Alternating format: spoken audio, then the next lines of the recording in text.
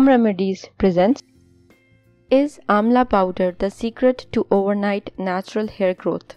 In today's video, I am going to be talking about what Amla is, the benefits of Amla powder for natural hair, and a special hair mask recipe that you can include in your natural hair regimen.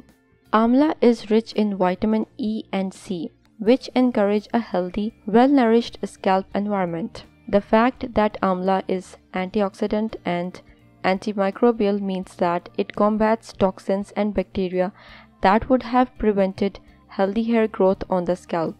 Amla conditions the hair strand by improving its appearance and infusing it with minerals like phosphorus, iron, and calcium. These minerals also strengthen the hair strand and improve its health condition. One of the main benefits of Amla for hair is that it simply creates an environment on your scalp that encourages healthy hair growth. You may have tried several products already in the hopes of hair growth and are wondering if Amla is the ingredient you need to try, especially if you are concerned with improving the overall health of your hair.